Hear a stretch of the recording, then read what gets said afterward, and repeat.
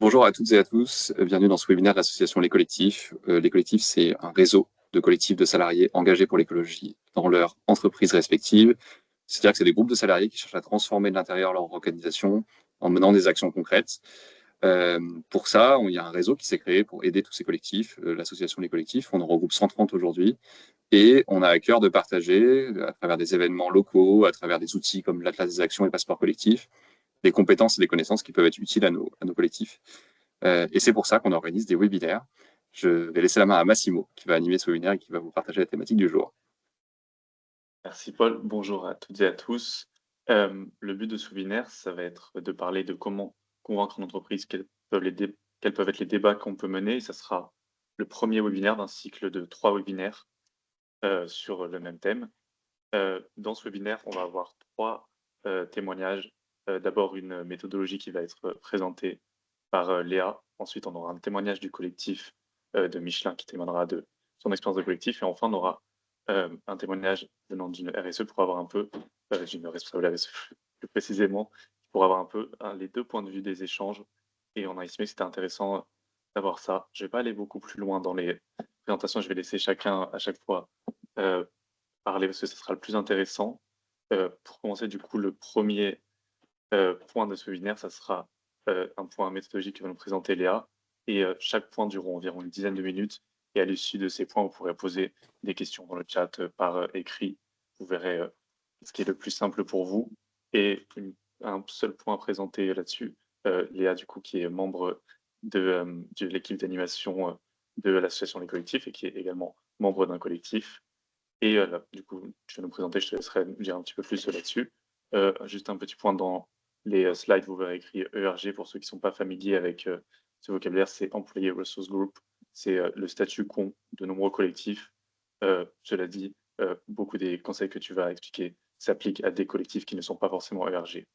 Et une fois que ce petit point est fait, je te laisse la parole, Léa. Merci. Donc oui, en effet, pour me présenter brièvement, j'ai fait partie de l'initiative de création d'un collectif chez KPMG lorsqu'on est passé entreprise à mission en 2022. Aujourd'hui, on représente une centaine de personnes dans l'entreprise et on travaille d'une manière générale sur la sensibilisation en interne. Donc, on pourrait dire que notre collectif ressemble un petit peu à de l'ambassadora. C'est comme ça qu'on s'appelle d'ailleurs, mais globalement, l'idée étant de pouvoir faire en sorte que toute l'entreprise s'investisse de ces sujets-là et donc de nos objectifs. Et donc, quand on a dû réfléchir à la création de ce collectif, évidemment, s'est posé la question d'un business case, puisque, bon, alors en fonction de la taille de l'entreprise, évidemment, cela dépend. Mais plus l'entreprise est grande, plus les décisions sont souvent remontées à la direction. Et donc, l'art du business case, c'est quand même un basique qui permet de fluidifier et d'avancer plus sereinement lorsqu'on souhaite créer une initiative, dont un collectif. Donc, ce que je vais vous présenter là n'est évidemment pas une source véritable et ancrée dans le marbre. Mais en tout cas, c'est des bonnes bases pour pouvoir vous poser les bonnes questions et avoir les différentes étapes et la structure que vous pouvez mettre en place quand vous allez créer un business case. Et si vous l'avez déjà fait et que ça ne résonne pas du tout, je serais très curieuse d'avoir aussi vos retours, puisqu'on n'est pas très nombreux, donc c'est aussi intéressant de pouvoir co-construire et ajouter des choses si vous voyez qu'il manque des éléments.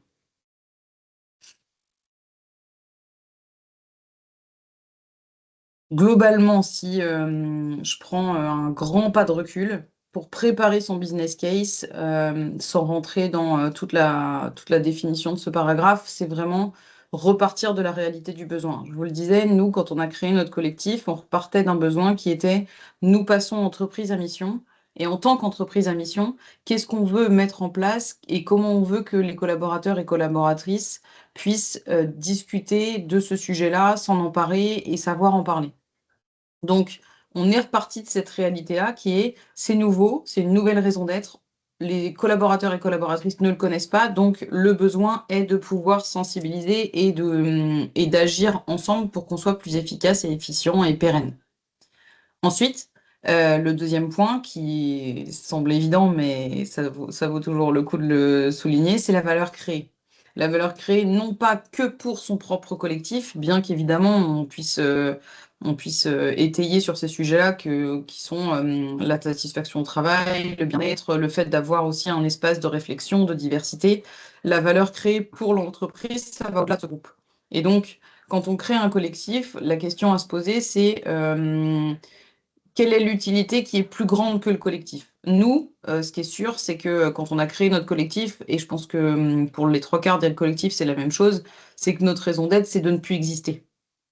Parce qu'un collectif qui n'existe plus veut dire qu'il n'a plus besoin d'exister et qu'il a atteint tous ses objectifs. Et donc, c'est là où on s'est posé la question de qu'est-ce qu'on veut atteindre pour l'entreprise et quel est l'intérêt pour l'entreprise. Donc, valeur créée.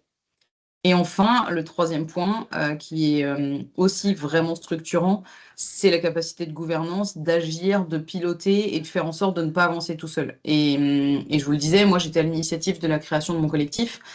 J'ai eu un changement de poste à un moment donné, ce qui fait que j'ai été un peu moins active sur le sujet. Alors heureusement, on était deux, mais il est vrai que si le binôme n'est plus là, le collectif aujourd'hui s'essouffle. Donc et nous on le voit, on est confronté à une problématique de temps, une problématique d'engagement d'une manière générale, parce que bah, c'est du bénévolat déguisé, hein, d'une certaine manière, les collaborateurs et collaboratrices qui s'engagent, ils le font avec le cœur avant tout, des convictions et cœur, mais ils n'ont pas d'objectif associé à ça. Donc la capacité de gouvernance, elle est vraiment clé.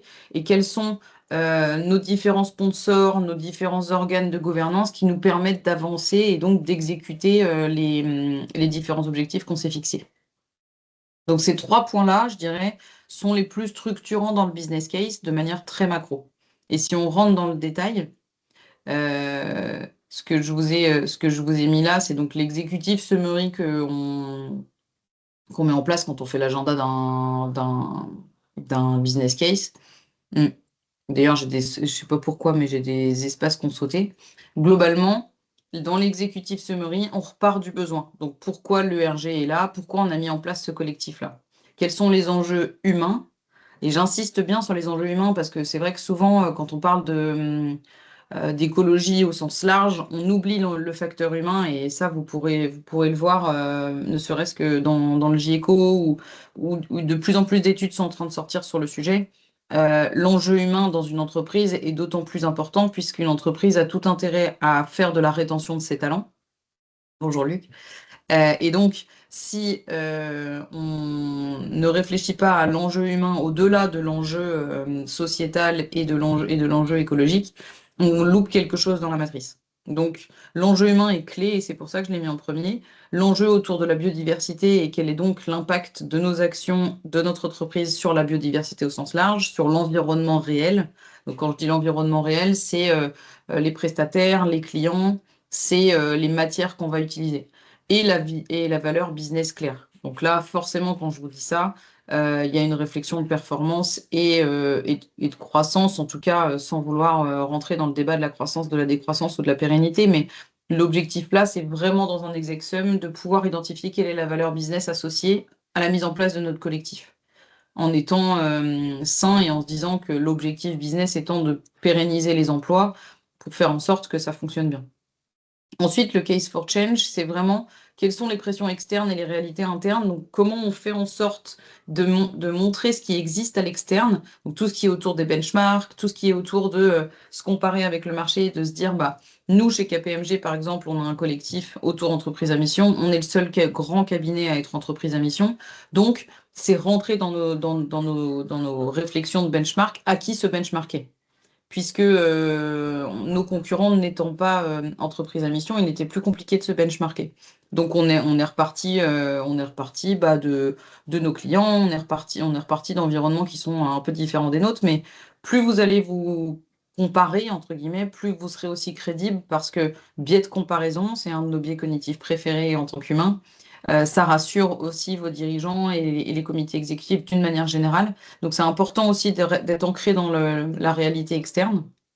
Et la réalité interne. Là, c'est vraiment tout ce qui tourne autour de vos études de People Survey, vos analyses d'absentéisme, d'arrêt de travail long, le turnover. En fait, ça va être de regarder qu'est-ce qui se passe en interne et où est-ce qu'on en est en interne par rapport à notre objectif en tant que collectif pour identifier les points de friction et donc expliquer qu'il y a un vrai cas pour le changement et donc un vrai besoin d'avoir un collectif. J'ai mis en troisième point le risque de l'inaction, parce que de montrer qu'on a besoin, c'est important, mais c'est aussi clé de pouvoir mettre en place quelques critères qui sont mis en lumière sur le risque de ne rien faire. Et celui-là, il est souvent oublié, autant les quatre autres volets sont souvent là.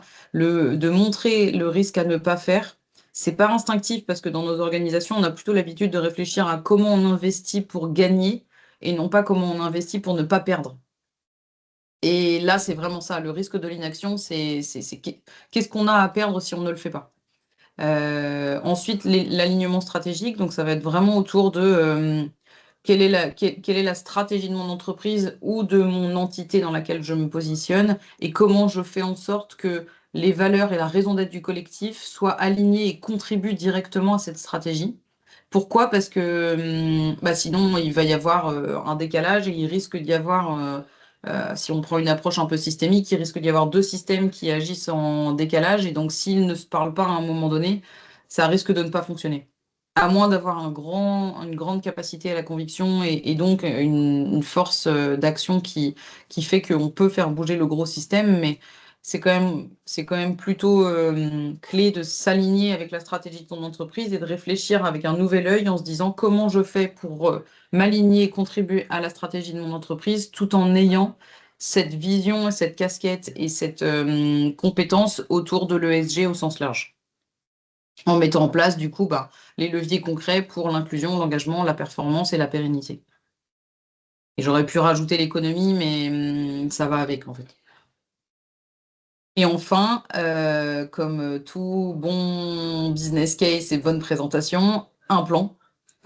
Et dans ce plan, on va expliquer quelle est la gouvernance, qui sont les sponsors, comment le collectif est structuré, combien de personnes, quelle est la diversité dans ce collectif, quelles sont les compétences, qu'est-ce qu'on leur demande comme temps. Ça, c'est clé aussi, c'est vraiment quelque chose de super important puisqu'ils ne sont pas payés pour ça. Donc, c'est comment on fait en sorte que la strate managériale ne prenne pas peur et ne se dise pas mes équipes vont faire autre chose et du coup, qu'est-ce qui va se passer à côté?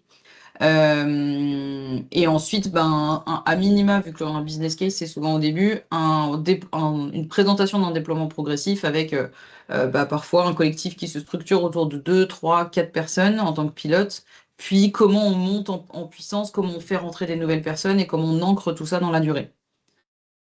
Voilà, donc ça c'est ma recommandation en tout cas pour avoir un business case et un agenda sur un business case qui est bien structuré. Si vous remplissez toutes ces cases, vous allez avoir une bonne vingtaine de slides normalement. Mais vous pouvez aussi les résumer à outrance et l'expliquer à l'oral. Ce que je vous invite en tout cas à faire, c'est de mettre des chiffres. C'est vrai que je ne l'ai pas mis là, mais plus vous aurez des KPI et des exemples, plus vous serez convaincant dans ce que vous amenez.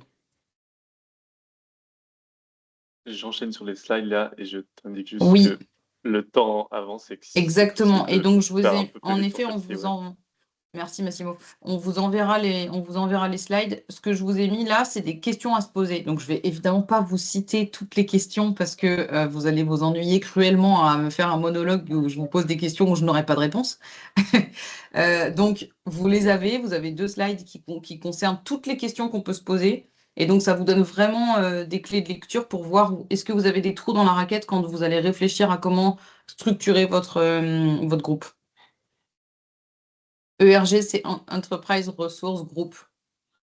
Donc, c'est un groupe de ressources en entreprise. C'est un collectif, dit différemment. Employee, oui. Merci. Voilà pour moi. En conclusion, ce que je peux vous dire, c'est que plus vous allez avoir du sponsorship fort et des alliés en interne, et plus vous allez être convaincant et vous arriverez à avancer rapidement et de manière pérenne. Et ça fait partie de ce qu'on met à la fin d'ailleurs, qui sont les parties prenantes dans le sponsor, dans le sponsorship. Est-ce que vos clients font la même chose que vous et vous pouvez créer des liens? Est-ce que vos fournisseurs de la même manière le font? Et donc les liens que vous allez avoir avec vos différents écosystèmes, ils sont clés. Et je pense qu'on est filé sur cette slide parce qu'on a perdu Massimo. Non. Non, je suis là, j'étais allé chercher mon chargeur. Parfait. Mon ordi allait tomber. Ce que je propose, c'est Voilà. qu'on prenne les questions de la salle pour réagir sur cette première partie. Merci Léa pour cette présentation qui est très claire et je pense qu'il peut être vraiment utile sur toutes sortes d'actions qu'un collectif pourrait être amené à négocier. Est-ce que vous avez des questions? Vous pouvez les poser dans le chat ou lever la main ou directement prendre la parole. Laissez faire ce qui vous paraît le mieux pour vous. Wendy, je vois une question qui est un comité dit plus simplement. Je suis désolée, je suis pas sûre d'avoir C'est compris la question. C'est sur le RG, c'était pour suivre la discussion sur le RG, ce que c'était. Je suis en train de répondre dans le chat. Il y a Asser qui a levé la main aussi. Oui, Un collectif, bonjour. Bonjour, merci. J'arrive un petit peu en cours. Je me posais la question en fait sur l'alignement stratégique dans les collectifs. On se pose la question, enfin, on essaye de ne pas se substituer justement à l'organisation actuelle, mais de venir un peu pour ouvrir des angles morts, questionner, initier des choses pour qu'ensuite, en fait, l'organisation, le corporate puisse prendre le relais. Donc, évidemment, en termes de crédibilité, l'idée, c'est pas d'être en dehors, mais c'est aussi d'avoir une position qui vient élargir et vient questionner. Donc, je voulais avoir votre avis là-dessus, sur ce positionnement, sur cette ligne de crête entre faire à la place d'eux, du coup, qui n'est pas forcément l'idée, mais être initiateur pour élargir. Oui, en effet, c'est une question qui est pas simple, parce qu'en plus, ça dépend du contexte et de l'ouverture du comité à la critique, entre guillemets. Critique positive, mais critique quand même. Ce qui est sûr, c'est que de connaître la stratégie de son entreprise, c'est quand même vraiment la base. Et pour ça, du coup, c'est aller demander à sa strate managériale, proposer un café avec la direction la plus haute à laquelle vous avez accès et lui demander quel est son avis par rapport à la question. Moi, je ferais ça. Et ensuite, une direction, d'une manière générale, est souvent ouverte quand même à des retours de terrain. Évidemment, ça dépend de la taille de l'entreprise, encore une fois, et de beaucoup de choses, hein. Mais cela n'empêche que si on prend par exemple les parcours au potentiel qui sont dans quasiment toutes les grosses structures, sont proposées à l'issue de ces parcours-là des réflexions sur, à minima, une prise de recul sur les différents projets stratégiques de l'entreprise. Donc, ça veut dire qu'il y a déjà des environnements qui existent pour ça. Donc, le fait de le proposer, de toute façon, il n'y a rien à perdre. Donc, je dirais que la ligne de crête, elle est d'en parler petit à petit à un maximum de sponsors le plus haut placé possible, qui, rappelons-le, ne sont que des êtres humains, et des êtres humains qui adorent parler avec des personnes du terrain parce que ça fait longtemps qu'ils n'ont pas été sur le terrain et qu'en fait, faut pas avoir peur de la direction parce que la direction, en fait, ça peut être nos meilleurs alliés et d'une manière générale, encore une fois, c'est des êtres humains qui seront contents de vous rencontrer. Donc, je dirais que pour garder cette ligne-là, le meilleur moyen, c'est ça, c'est d'arriver à pouvoir avoir une discussion juste, authentique et alignée, en montrant qu'on a compris quels sont les enjeux, en montrant qu'on a compris quelles sont les ambitions et les différentes problématiques auxquelles l'entreprise fait face aujourd'hui, pour être crédible et donc pour pouvoir proposer ou non, en fonction de ce qu'on nous demande, mais proposer des solutions alternatives. Merci beaucoup. J'enchaîne avec une question de mon côté qui m'est venue en t'écoutant. Déjà, je vais prendre la question de Romain dans le chat avant de poser les miennes. Est-ce que tu as des exemples de KPI? Il a déjà noté l'absentéisme, par exemple? Est-ce que tu en aurais d'autres? Moi, encore une fois, ça dépend de l'objet du collectif. Je repartirais des KPI de la CSRD, en fait, tout simplement, qui sont... Alors, il y en a beaucoup, soit, mais c'est une bonne base déjà pour se poser la question de quels sont les éléments qu'on a pour pouvoir regarder la maturité de notre entreprise sur des éléments qui sont structurés. Donc, il y a l'absentéisme, il y a les arrêts de travail, il y a les études talents en général qu'on fait tous les trimestres ou tous les ans. Il y a les risques matières en général. Il y a la satisfaction des clients, le NPS et la satisfaction des fournisseurs. Et du coup, qu'est-ce qu'il y a derrière? Euh, En fait, il y en a vraiment beaucoup, mais en termes de KPI, repartir aussi de la CSRD, ça peut être une bonne idée, je pense. Hyper intéressant. Et je pose une autre question qui nous est venue, mais Massimo, je ne veux pas te faire dérailler, donc je la pose rapidement. On avait échangé avec deux collectifs récemment qui se posent des questions en préparant une réunion avec leur direction. Spécifiquement, c'est une réunion qu'ils estiment être une réunion un peu de la dernière chance où ils essayent de préparer une demande qu'ils pourraient avoir d'obtenir plus de temps sur leur fiche de poste sur le collectif, d'obtenir le recrutement d'un alternant ou d'une stagiaire ou que sais-je. En fait, pour préparer ça, ils sont en quête d'arguments. Qu'est-ce que tu recommanderais à un collectif qui se prépare à ce type de discussion?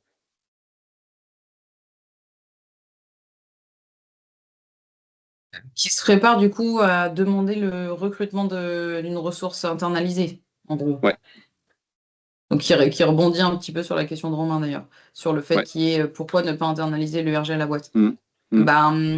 La recommandation que je ferais là, c'est d'être vraiment avec une approche retour sur investissement qui est voilà combien nous coûterait le fait de recruter un alternant et voilà ce que ça nous apportera. Et donc quand je dis nous, c'est nous en tant qu'entreprise. Voilà pourquoi en fait c'est la même chose, c'est exactement la même structure, c'est de repartir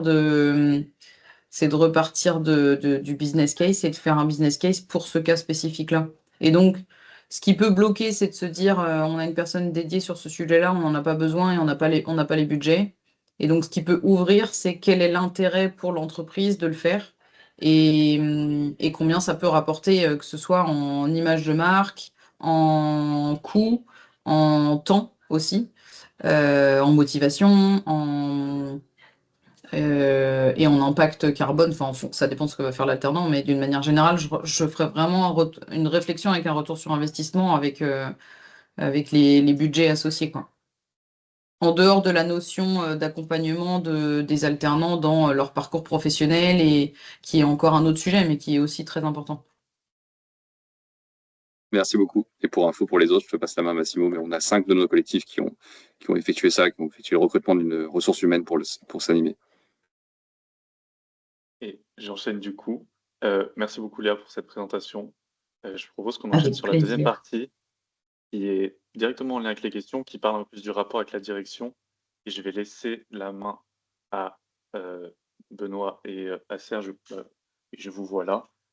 Vous êtes tous les deux membres d'un collectif, collectif Michelin, un collectif qui s'appelle One Planet. Et on voulait vous faire intervenir parce que vous avez une action, je vais vous laisser décrire plus en détail après, mais qui est que vous appelez les questions impertinentes, qui sont des temps d'échange que vous avez de manière régulière avec la direction. Première question, et je vous laisserai en même temps vous présenter un petit peu plus selon ce que vous voulez dire. Mais première question, comment vous avez fait pour obtenir ces questions impertinentes, le fait qu'elles aient lieu? Je commence à serre. Voilà. Donc, Oui. bonjour à tous, je m'appelle Benoît, je travaille chez Michelin depuis 27 ans maintenant. Je suis donc vieux et je fais néanmoins partie d'un collectif qui cherche à secouer l'entreprise de l'intérieur. Sur les questions environnementales. Comment on a pu négocier les questions impertinentes? En fait, on n'a rien négocié du tout.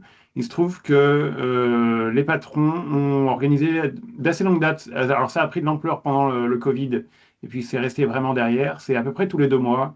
Ils font des webinaires avec questions ouvertes avec les salariés. Alors, c'était au début parce que quand ils font des visites en usine, ils ont ce type de questions-réponses. Et puis, vis-à-vis du siège, il n'y avait pas vraiment de visite chaque jour. Donc, ils ont mis en place ces séances-là. Et en fait, l'intérêt, c'est que les questions sont sans filtre. c'est ce qu'on disait tout à l'heure. En fait, les personnes de la direction aiment bien avoir un contact avec le terrain. Et donc, on a profité de ces séances-là pour se dire, mais est-ce qu'on n'a pas... Enfin, l'entreprise, elle a des ambitions autour des 3 P, People, Profit, Planet. Et à la fois, en 2020, l'aspect planète, il était déclaré, mais il n'était pas... culturellement, c'est une nouveauté quand même dans l'entreprise. Et donc, il n'était pas au niveau des 2 autres P, de Profit et People. Et on s'est dit, est-ce qu'on n'a pas là une occasion de poser des questions?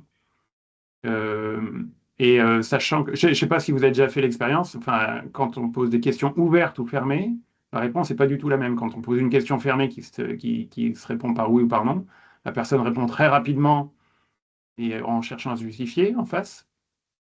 Quand on pose une question ouverte, ça ouvre un moment de silence et à la réflexion.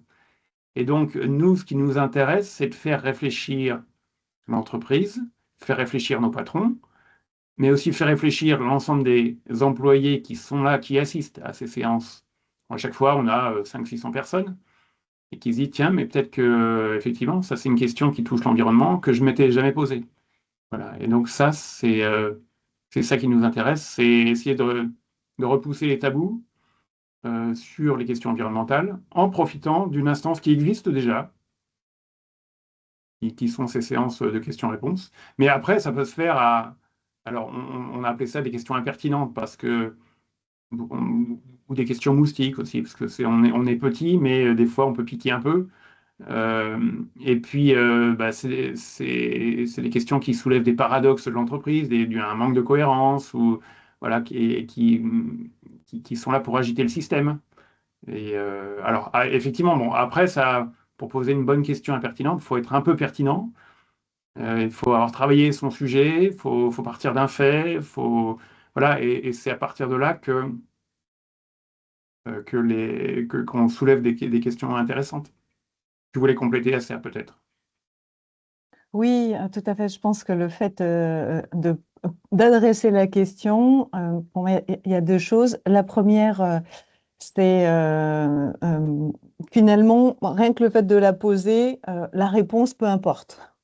Quelque part, puisque comme on est dans des assemblées qui peuvent réunir 200, 300, 400, 500 personnes, on va se dire, c'est plutôt en fait montrer que on peut oser et poser des questions, en effet, un peu qu'on n'a pas l'habitude d'entendre et sur ligne de crête. Et ensuite, les réponses, les réactions de la direction, quelque part, elles vont être d'une certaine couleur, mais c'est pas ce qui est le plus important et c'est ce que j'aime beaucoup dans ces questions-réponses, c'est qu'on va prendre la réponse, mais ensuite on va essayer de l'étayer. Donc, le plus important quand on a comme ça des assemblées pour nous avec beaucoup de personnes, c'est de montrer que l'on peut poser des questions et qu'elles doivent être accueillies comme d'autres, puisque souvent, comme le disait très bien Benoît, elles sont orientées sur l'activité business, sur les marchés, sur comment vont nos clients.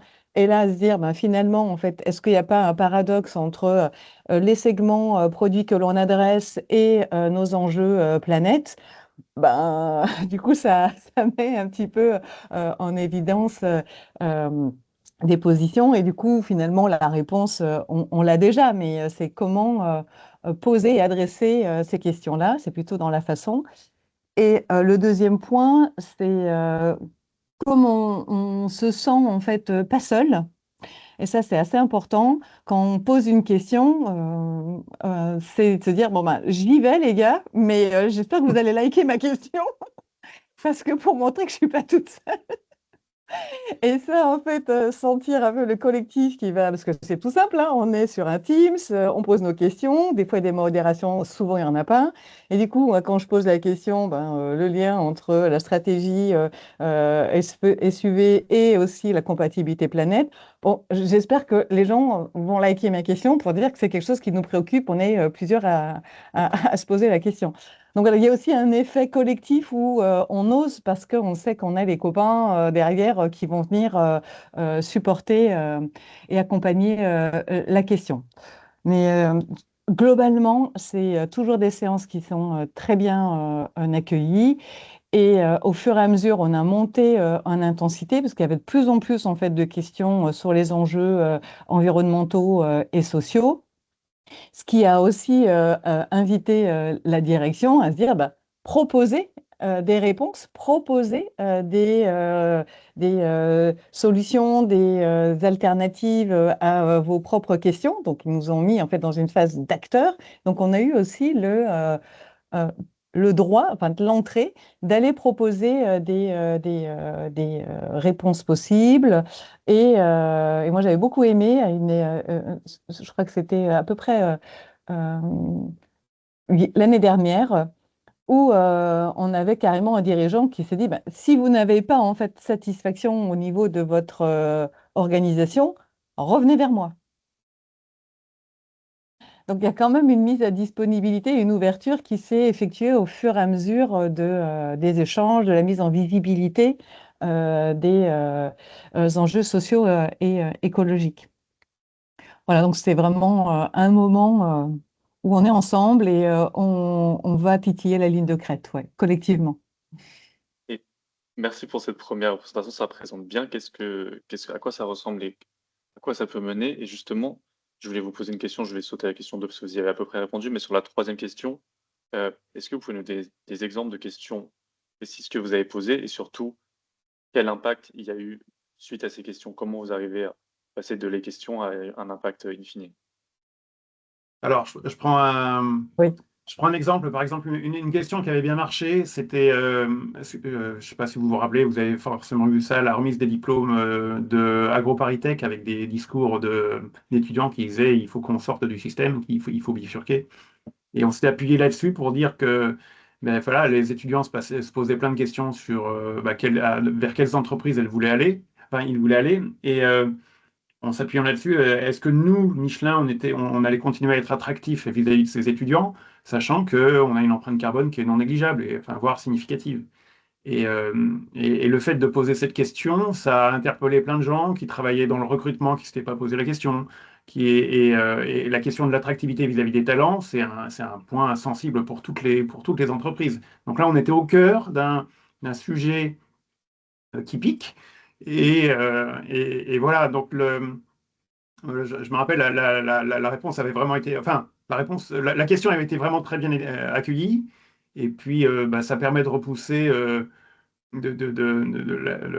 toutes nos incohérences et justement chercher à mettre en cohérence et nos actes et notre recrutement et nos ambitions et notre stratégie. Enfin voilà, donc ça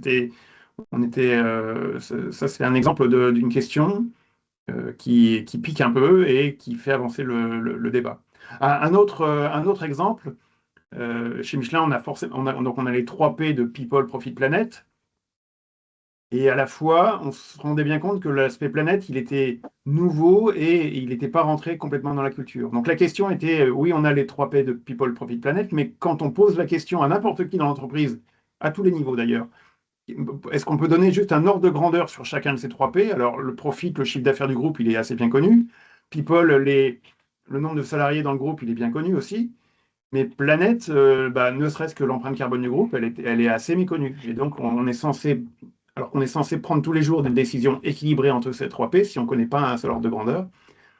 Et cette question, elle avait marqué aussi parce que c'était le numéro 2 du groupe, le co-gérant qui répondait à ces questions et qui a repris l'argumentaire. Un an plus tard, une question lui a été posée sur comment vont les 3 P chez Michelin. Il disait, mais dans les chiffres, tout va très bien, mais dans la culture, on a encore besoin de renforcer le P de planète. Parce que quand on pose la question des ordres de grandeur, c'est pas encore bien intégré. Voilà. Donc, c'est une façon de faire, de faire bouger les lignes de l'intérieur en douceur, parce que quand on pose une question ouverte, on ne demande pas de justifier quoi que ce soit, on fait appel à l'intelligence des interlocuteurs, voire même des spectateurs, et tout le monde se sent... Enfin, il y a personne qui n'est attaqué avec ces questions-là, donc c'est une façon de hausser le débat en faisant réfléchir les gens. Je ne sais pas si ça répond à ta question, Massimo. Ouais, ça répond. Et je ne sais pas si tu veux compléter la serre, mais sinon, je propose que dans le chat, vous puissiez commencer à poser des questions par rapport à ça. Moi, j'en ai une ou deux en plus dans ma tête, mais je laisse la salle compléter. Et à Serre, je te laisse ajouter autre chose ou si tu veux attendre les questions. On va voir si tu as quelque chose à ajouter à ça.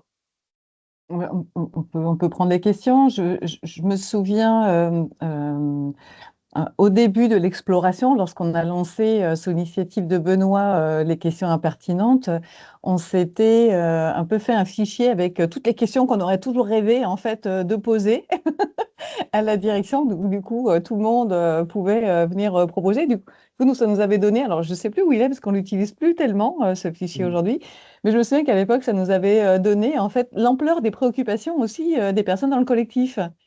Oui, Et ouais, on peut vas-y. préciser que ce fichier, effectivement, il y avait une trentaine, une quarantaine de questions, et on l'envoyait même à nos patrons en avance de phase pour dire on ne veut pas vous piéger sur ces Tout à questions fait. devant le public, mais on veut juste, on pense que c'est des questions qui sont importantes et on vous les laisse comme ça gratuitement.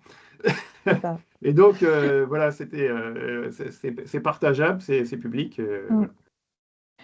Et je me souviens d'une question qu'on a posée autour d'étonnement. En fait, il y avait une question en se disant, bah, la force en fait du groupe aujourd'hui, c'est la formation. La formation qui permet, qui est accessible à tout le monde et tout le catalogue de formations que l'on peut avoir tout au long en fait de sa vie, de sa carrière. Et les formations autour en fait des enjeux planètes, je me souviens de la question qui avait été posée en mettant en visibilité le collectif au niveau en fait de la direction, en disant le collectif propose des séances d'acculturation autour de la fresque du climat. À l'époque, on n'était pas encore sur 2 tonnes, mais la fresque des frontières planétaires. Donc, on est dans cette dynamique-là. Quelle est en fait la stratégie de formation autour des enjeux socio-écologiques du groupe, puisqu'on avait une personne en fait du service du personnel. Donc, c'est un peu de se dire, nous, on essaye de faire des choses et est-ce qu'il y a des choses que l'on ne voit pas et qui seraient intéressantes de mettre en visibilité tout en initiant le fait que si vous n'y avez pas pensé, voilà, c'est le moment peut-être d'y penser. Et en effet, il y a eu par la suite, alors c'est impossible, enfin, pour ma part, de lier directement nos questions à des effets directs. Moi, je n'ai pas comme ça en tête, mais comme disait Benoît, il y a des choses qui se passent plus dans le temps. Donc, dans cette partie formation, eh ben, il y avait quand même un trou dans la raquette dans l'organisation parce qu'on n'avait pas en fait de groupe competency manager qui s'occupait en fait des compétences people et planète et surtout planète. Donc on ne sait pas si c'est directement lié, mais à force de parler certains sujets, il y a peut-être des retombées qui sont indirectes. Et nous, on n'est pas dans une posture en fait de s'approprier les résultats. On est plutôt hyper humble en disant bon, on adresse des sujets en espérant que l'entreprise va s'en emparer et entre-temps, bon, on essaye de faire avec nos moyens pour prendre ce point-là. Alors, on a une triple question de Romain. Est-ce le collectif qui organise des questions impertinentes? Alors, nous, on organise des réflexions en amont pour dire, tiens, quelles sont les prochaines questions qu'on voudrait poser. Après, les questions, elles sont posées au patron par les employés en leur nom propre. Moi, quand je pose une question, c'est Benoît Cher qui pose la question, c'est pas le collectif One Planet. Mm. Je me suis appuyé sur le collectif pour aider à formuler ma question, mais c'est en travail en amont. À qui est-ce diffusé? En fait, le fichier avec les questions, il est disponible à tous les membres de One Planet, à condition de savoir où il est planqué. Mais, non, non, il est accessible à tout le monde. Et comment sont embarqués les salariés non membres du collectif? Ben, ils assistent à ces séances, en fait. En fait, les séances, elles ne sont pas organisées pour le collectif, elles sont organisées pour l'ensemble des employés. Donc, tous ceux qui assistent bénéficient des questions qu'on leur pose. Mm. Je trouve qu'il y a un effet, justement, dans ces séances, c'est qu'on vient en fait s'immiscer dans des séquences qui sont déjà prévues. Donc, c'est pas, il n'y a pas de thématique dans ces séquences-là, question-réponse. On reçoit une note dans nos boîtes mail en disant il y a des séances de discussion avec les dirigeants, donc souvent ils sont deux, et donc avec des dates, et on peut s'inscrire. Donc, chacun est libre de s'inscrire. Et ensuite, dans ces séances-là, ben, on adresse plein de thématiques. Moi, ce que je trouve la puissance, c'est, j'entends souvent dans le collectif ou par ailleurs en disant oui, mais bon, moi, je me sens pas légitime sur ces sujets, je suis pas une experte, j'ai pas fait des grandes formations. Et en fait, c'est pas du tout justement l'idée. L'idée, c'est de poser en fait des préoccupations d'employés, de salariés sur la prise en compte de ces sujets-là. Et je pense que quand on pose des questions dans le chat qui sont visibles à tous les participants, ben, ça crée un effet de se dire, ah bah oui, bah écoute, moi aussi je peux poser des questions, elles vont être accueillies, elles vont pouvoir être entendues. Donc c'est un peu ce côté aussi oser y aller. Et c'est pas un domaine réservé de quelques-uns. Et on peut noter aussi quand même qu'on peut, enfin, finalement, on peut aussi remercier nos patrons d'organiser ce type de séance et de s'y tenir. Parce que finalement, pendant les séances, des fois, bah, quand on pose des questions qui piquent, ça peut les agacer un peu. Et en final, au fond, ah oui, alors peut-être pour une anecdote, une fois, j'avais posé pas mal de questions, enfin, ou deux ou trois questions dans la séance, il faut laisser de la place pour tout le monde. Et j'avais eu des retours comme quoi, semble-t-il, ça agaçait, enfin, mes questions agaçaient et qu'il fallait que j'y aille un peu plus mollo. Et finalement, c'était remonté aux oreilles du numéro 2 du groupe qui organisait ces séances de questions ce jour-là et qui m'avait réécrit personnellement, alors qu'il ne me connaissait pas, hein. On ne s'était jamais croisé encore à cette époque-là. Il me dit, mais surtout continuez avec vos questions, on en a besoin. Voilà, donc j'avais trouvé que c'était un peu classe. Donc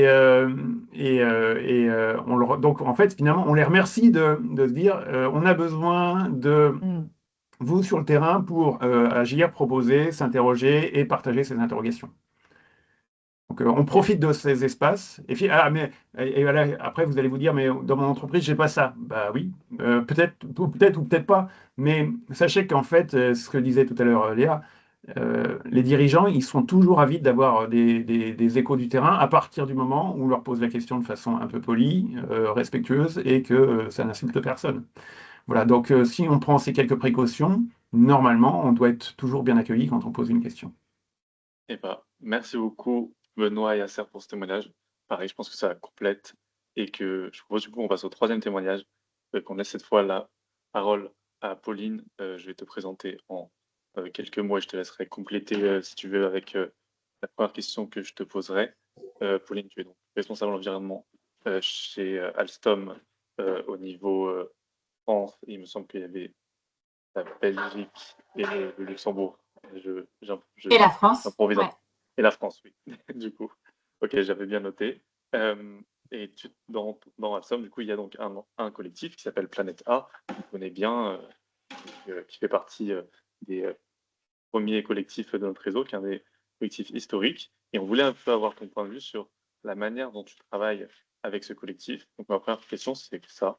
Comment est-ce que toi, en tant que responsable RSE et environnement, tu travailles avec le collectif? Et si tu veux dire quelques mots de présentation de plus, je t'invite à le faire également. Donc, bonjour à tous. Donc, effectivement, donc moi, je suis en charge des sujets RSE et environnement pour Alstom, Belux. La particularité, du coup, c'est que c'est toute la feuille de route en matière d'EHS, dont environnement, donc vraiment purement opérationnel, plus toute la feuille de route en matière d'RSE, donc qui est vraiment une autre direction à part au niveau d'Alstom, qui est plutôt tout ce qui est reporting, CSRD, droits humains, stratégie climat, etc.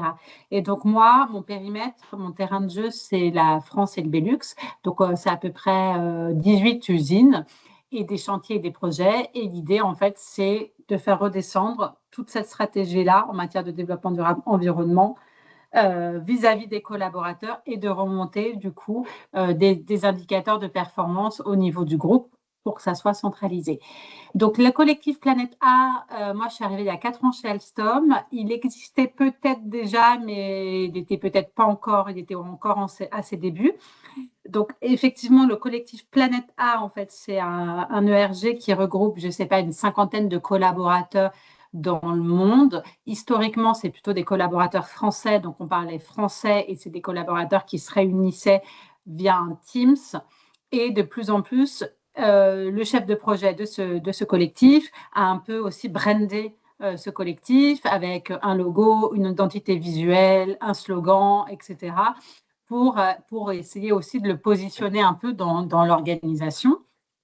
Et ensuite, moi, je l'ai accompagné aussi pour faire de la communication sur ce collectif, parce que moi, c'est une valeur ajoutée d'avoir un collectif comme ça au sein de l'organisation, même si c'est une casquette environnement essentiellement et pas forcément tous les autres enjeux du développement durable, mais c'est des collaborateurs qui sont passionnés, engagés, intéressés, etc., et qui poussent du coup à des réflexions qu'ils auraient en interne et qui pourraient du coup permettre de modifier un certain nombre d'actions au niveau de la stratégie d'Alstom. Donc, ces collaborateurs engagés, ils sont multisites, puisqu'on est 15 000 en France, donc ils peuvent être à Lyon, à Aix-en-Provence, à Valenciennes, à La Rochelle, etc. Donc, ça permet de montrer cette homogénéité. Et comme on n'en a qu'un, et ben nous, dans tout ce qui est plan de communication, et moi, quand je vais sur les sites, etc., je pousse en disant, by the way, il existe ce collectif, n'hésitez pas à les rejoindre si ces sujets-là vous intéressent, etc. Donc, c'est comme ça déjà qu'ils sont intégrés dans la stratégie d'une certaine manière, en tout cas dans la démarche RSE environnement. Ils sont identifiés, entre guillemets, par la direction. Ils sont identifiés par la direction, ils sont donc reconnus comme un ERG et ils ont du coup la parole en tant qu'entité, les collectifs. Et si j'enchaîne sur ma deuxième question, c'est sur les demandes qu'ils peuvent formuler. Tu nous avais expliqué un peu comment ça se passait. Est-ce que tu pourrais dire comment comment tu fais pour intégrer les demandes que le collectif peut formuler? Alors, du coup, le collectif, donc c'est un conglomérat de collaborateurs engagés pour des mêmes causes. Il y a plusieurs façons de faire. Il y a des collaborateurs qui vont faire remonter des choses directement au niveau de leur site à eux, au niveau de leur localisation. Donc ça, ils vont le faire remonter directement à la direction, soit par tout ce qui est représentant du personnel, parce qu'aujourd'hui, il y a un certain nombre d'instances du personnel qui représentent les salariés, dont certaines, comme le CSE, ont les sujets environnement, donc ils peuvent aussi passer par là. Donc, ces collectifs, ils font un travail de terrain en remontant un certain nombre d'actions qui pourraient être poussées sur leur site. Et après, plutôt au niveau système, comme ils se réunissent, ils peuvent avoir cette vision-là, un peu plus système, avec des questions sur pourquoi, par exemple, quand on se déplace, on ne peut pas forcément obliger, par exemple, les collaborateurs à prendre le train plutôt que l'avion. Les labels, par exemple, de déplacement, par exemple, pour ProVélo, pour pousser à la mobilité durable, ou pourquoi on n'a pas de politique Alstom en matière de covoiturage. On travaillerait, par exemple, avec une agence et on pourrait financer le covoiturage. Il y a un certain nombre d'actions.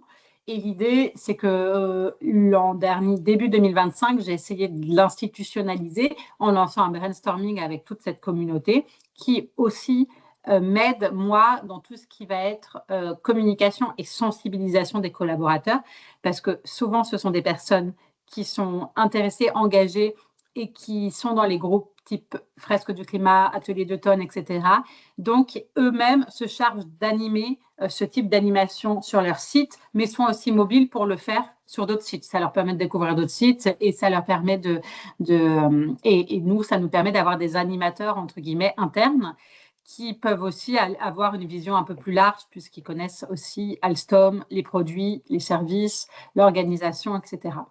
Donc, ce brainstorming, ça a duré 1h30, c'était à distance et l'idée, c'était de savoir, en fait, concrètement, si on devait avoir des actions nouvelles, ce seraient lesquelles et de pousser un peu, comme le disait juste avant les personnes, à avoir des actions concrètes sur un certain nombre de sujets qu'on écrit. Après, on verra si c'est des choses qu'on peut faire, mais en tout cas, identifier l'ensemble des actions multiples, les écrire pour montrer qu'il y a eu une écoute aussi, les formaliser et ensuite voir si c'est des choses qui peuvent être intégrées à la stratégie d'Alstom.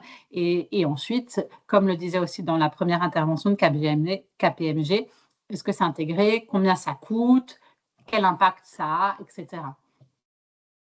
Et pour enchaîner un peu sur le même sujet, sur la posture et sur la manière de négocier, et juste après, on pourra passer aux questions, je vois qu'il y en a déjà dans le chat. Est-ce que tu as des conseils de posture à partager pour être le plus convaincant quand il s'agit de convaincre pour pousser des sujets sur le climat au sein de l'entreprise? Après, des conseils, je ne sais pas, mais c'est vrai que ça demande une certaine aisance et une certaine diplomatie. Et évidemment, il faut toujours comprendre les intérêts de chacun, les intérêts des représentants du personnel, les intérêts de la direction, les intérêts du collectif, etc. C'est comme, j'ai envie de dire, le rôle d'un DRH vis-à-vis des salariés, des représentants du personnel, etc. Il y a une multitude d'acteurs, de jeux d'acteurs aussi dans l'entreprise. C'est ce qu'on apprend aussi dans tout ce qui est affaires publiques. Et en fait, ces jeux d'acteurs, il faut qu'ils soient compris pour comprendre aussi un petit peu les rouages. Donc, au niveau de l'organisation, évidemment, nous, par exemple, ça passe aussi au niveau juridique par des accords, par exemple. On ne peut pas accorder certains accords à des collaborateurs, pas à La Rochelle, mais pas à Valenciennes. Donc, tout vise de plus en plus à être centralisé dans des process harmonisés au niveau de la France, mais ça peut être aussi au niveau du groupe pour un certain nombre de choses. Donc, ça nécessite effectivement de comprendre ce terrain de jeu-là et de voir, en fait, de se mettre à la place aussi de la direction pour dire que si on se lance dans un projet, il faut savoir quelles sont les personnes impactées, ça coûte combien, est-ce qu'on peut l'arrêter ou est-ce que, voilà, si c'est des actions un peu financières. Donc, c'est un certain nombre de choses comme ça. Et après, il faut être dans la capacité de pouvoir parler à différents acteurs de l'organisation. Et plus on comprendra les rôles et responsabilités de chacun, plus ça sera facile aussi d'appuyer sur les bons argumentaires pour faire passer les choses. Après, de manière générale, je pense que plus on est nombreux, plus on est fort. Donc, plus on s'associe à d'autres collaborateurs, et je pense que c'est vraiment l'avantage des collectifs, plus on s'associe aux représentants du personnel, à certains membres de la direction, à des sponsors, plus ça peut permettre aussi de faire avancer un certain nombre de causes. Parce que ça fait du bruit, parce que c'est entendu, parce que les webinaires qui peuvent être organisés par les collectifs d'Alstom, on va forcément regarder aussi la participation, etc. C'est comme des mouvements politiques. Merci beaucoup pour ces réponses. Je propose qu'on passe aux questions du chat. J'ai vu qu'il y en avait une. Paul, est-ce que tu peux faire le relais? J'y ai pas accès. Oui, sans problème, c'est normal, tu partages ton écran. La question pour toi, Pauline, comment est-ce que tu parviens à traiter des sujets et projets sociétaux quand ton poste RSE est affilié au service environnement? Et la remarque de Wendy, c'est que c'est ce qu'elle remarque dans de nombreuses industries, justement, où parfois le service RH, ou pire, communication, et elle trouve cela problématique puisque la RSE est systémique. Comment être légitime d'aborder les sujets sociaux qui sont en général traités par les RH? Je pense que c'est plus une question sur ton métier, en fait. Ouais. Ouais. Alors moi, j'ai un double rattachement. Donc moi, je suis rattachée à la VP RSE du groupe et en gros au VP environnement du groupe. Donc j'ai aussi dans mon périmètre tout l'aspect diversité, inclusion, achat responsable, engagement sociétal, fondation, action communautaire, solidarité, etc. Évidemment, je ne fais pas tout toute seule, mais du coup, moi, j'ai ce double positionnement qui me permet en fait de pouvoir aborder n'importe quel sujet. Donc, je ne suis pas cantonnée qu'à l'environnement. Chez Alstom, on a un reporting sur la diversité et l'inclusion qui est articulé aussi autour de 6 axes, le handicap, le genre, la mixité, tout ce qui va être culturel, la sensibilisation LGBTQ+, tout ce qui va être aussi divers, générationnel. Donc, on a un certain nombre de partenariats aussi pour les jeunes, pour les moins jeunes, pour accompagner l'âge de retraite. Donc, en fait, tout ça est intégré et après, une organisation, ça se parle, cette direction se parle et forcément, en principe, on est tous à peu près au courant j'ai envie de dire, des revendications ou des actions que souhaitent porter les uns et les autres. Donc, je n'ai pas forcément ce sujet-là. Après, évidemment, en question, entre guillemets, dialogue social, c'est quelqu'un des RH qui va dialoguer, par exemple, avec les représentants du personnel. Mais tout ça est très normé juridiquement. Mais nous, par exemple, avec les représentants du personnel, on a fait des sensibilisations, fresques du climat, ateliers d'automne. On essaye aussi de les pousser à indiquer des actions en matière d'RSE, environnement. Enfin, pour nous, c'est aussi un acteur qui peut nous permettre de faire avancer les choses de manière générale. Moi, je n'ai pas peur qu'il y ait des idées nouvelles et qu'on porte des actions puisque ça veut dire que ça a un intérêt et qu'on va dans le bon sens. Après, tout dépend le type d'actions qui peuvent être réalisables ou non. Serge, je ne sais pas si tu veux poser ta question à l'oral. Et sinon, je la pose pour toi. Est-ce que tu as des actions de reconnaissance ou de valorisation des actions du collectif? Et si oui, sous quelle forme? Est-ce qu'elles sont construites par le collectif, justement, le fait de valoriser et de visibiliser ce qu'ils font? Je pense qu'aujourd'hui, c'est peut-être ce qui manque. Effectivement, notre réseau collectif a grandi. Il a une place qui est plutôt la place que moi, je vais lui donner. C'est-à-dire, par exemple, je vais prendre un exemple concret. Moi, je fais toutes les journées d'intégration des nouveaux collaborateurs. C'est institutionnalisé chez Alstom. Et ben, je vais présenter Planeta. Planeta, qui est nos collectifs, je vais le présenter quand je vais présenter ma démarche RSE environnement. Bienvenue chez Alstom, je veux dire, il existe voilà, ce collectif, etc. Donc ça, c'est déjà donner toute cette visibilité. Donc je pense qu'aujourd'hui, on fait notre part là-dessus. Après, il faut aussi que que ces collectifs puissent avoir les moyens financiers et peut-être les instances de gouvernance pour exister et, entre guillemets, être légitimes. Et ça, je pense que ça serait un travail à mener. Moi, personnellement, quand les collectifs organisent des webinaires ou veulent faire prendre la parole à des collaborateurs, bah, moi, je leur finance. On a un budget RSE France. Moi, je peux en donner au collectif en disant, bah, voilà une enveloppe. Aujourd'hui, le budget, il est fait qu'il n'y a pas une enveloppe entre guillemets régulière, mais on pourrait très bien y réfléchir, donner au collectif pour légitimer encore plus leur place dans l'organisation. Mais en tout cas, moi, je soutiens les actions des collectifs actuellement.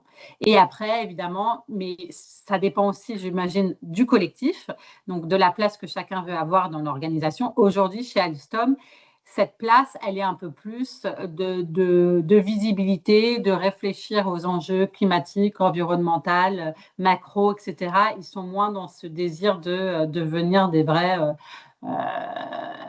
pousseurs d'actions concrètes, etc. Enfin, je sens moins ça. Très clair, merci beaucoup. Pour donner un ordre de grandeur à l'échelle du réseau, et après je te passe la balle à Serre, on a à peu près 40% de nos collectifs dans le réseau qui n'ont pas de budget, 40% qui ont un budget par projet, un peu ce que tu évoques, c'est-à-dire qu'ils vont pouvoir proposer des choses et obtenir du budget en fonction, et environ 20% de nos collectifs qui ont un budget autonome, sur lequel ils sont relativement indépendants, avec des enveloppes qui sont très variables de collectif à collectif, ce qui est logique. Vas-y à ça. Oui, merci Paul, et merci beaucoup.